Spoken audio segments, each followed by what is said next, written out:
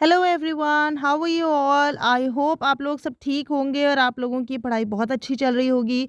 तो ये मैं आप लोगों के लिए आज वीडियो बना रही हूँ the living world chapter number 1 class 11th से।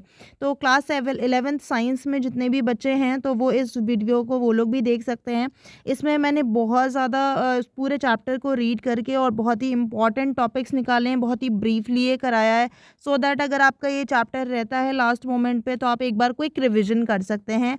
और ये चैप्टर आप लोगों को हेल्प करेगा DSSB में भी। अगर जो DSSB TGT नेचुरल साइंस के लिए फॉर्म्स फिल कर रहे हैं, अप्लाई कर रहे हैं, तो इतना टाइम नहीं होता उनके पास कि वो पूरी 11th की bio chemistry physics and 12th की बायो केमिस्ट्री फिजिक्स सारा कंप्लीट कर सकें।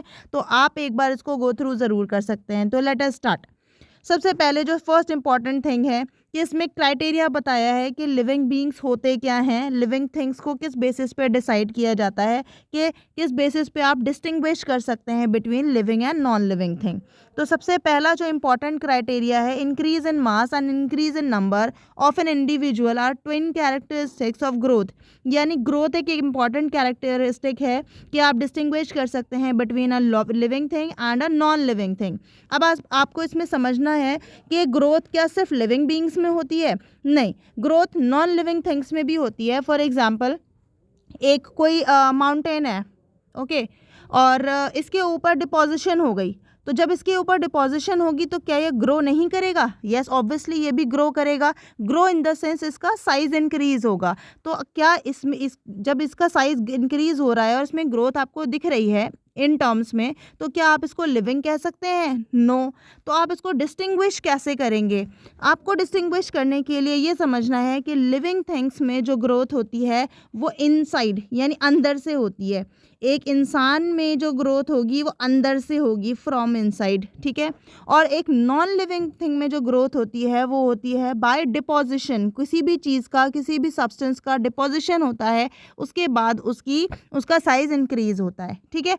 यहाँ पे क्या बताया है कि मास और नंबर में जो इंक्रीज आता है वो ग्रोथ के ट्विन कैरेक्टरिस्टिक्स हैं, यानी दोनों ये इंपॉर्टेंट कैरेक्टरिस्टिक्स हैं which are related to growth, ठीक है। आई होप आप लोगों को ये समझ आ गया होगा।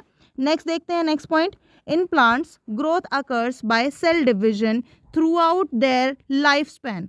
प्लांट्स में क्या होता है कि ग्रोथ जो होती है वो सेल डिविजन्स होती है। आपको पता है कि सेल, जब एक सेल होता है, जब हम ह्यूमन बींग्स में अगर बात करते हैं तो जाइगोट बनता है जो कि सिंगल सेल होता है।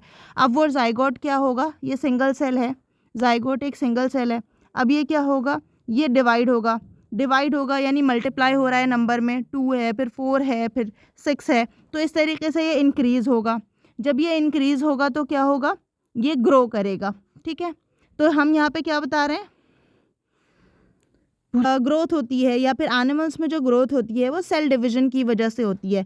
एक सेल है वो डिवाइड करेगा कॉन्टिन्यूसली, और डिवाइड करने के बाद उसमें डिफरेंशिएशन होगा, यानी हर एक सेल को उसका रोल दिया जाएगा कि उसको फॉर एग्जांपल स्टमक बनना है, या फिर किसी एक सेल को हैंड्स का रोल प्ले करना है, या फिर किसी एक सेल को कोई और इंटरनल ऑर्गन बनना है, तो इसको डिफरेंशिएशन कहते हैं। तो ग्रोथ होगी यानी सेल डिवीजन हो रहा है, उसके बाद डिफरेंशिएशन हो रहा है।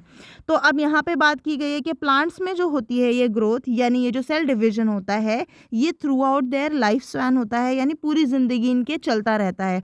क्या होता है, इनके जो डेड सेल्स होते हैं वो बाहर की तरफ आ जाते हैं, जिनको बाग कहते हैं। तो अगर ये स्टेम है और इसके जो बाहर बाग जो होती है, जिसको पेड़ की छाल बोलते हैं, ये क्या होते हैं? डेड सेल्स होते हैं, ठीक है। और अंदर जो है न्यू सेल्स बनते रहते हैं। तो ये थ्रू आउट देयर लाइफ होता है। बट एनिमल्स में क्या होता है? एनिमल्स में आपको पता है उनकी लाइफ स्पैन लिमिटेड होती है। ह्यूमन बीइंग्स में भी, बाकी सारे एनिमल्स में भी लाइफ स्पैन उनकी लिमिटेड होती है, यानी कुछ एनिमल्स कुछ वीक्स तक रहते हैं, कुछ एनिमल्स कुछ ईयर्स तक रहते हैं। जैसे ह्यूमन बीइंग्स की भी एक पर्टिकुलर लाइफ स्पैन होती है, वो सारी ज़िंदगी नहीं रहते हैं, ओके। तो ये इंपॉर्टेंट पॉइंट है।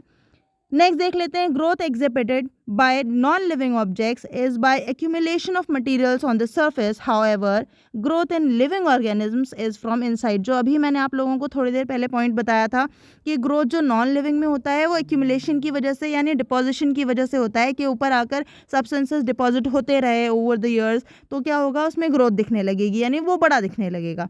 पर जो लिविंग थिंग्स में होता है वो कहाँ से होता है? इनसाइड से, यानी अंदर से उसमें ग्रोथ हो रही होती है। छोटा बच्चा होता है वो धीरे धीरे बड़ा हो रहा है, तो उसमें ऊपर से कोई डिपोजिशन नहीं होती, अंदर से ग्रोथ हो रही होती है, ठीक है। तो ये एक मेजर डिफरेंस है।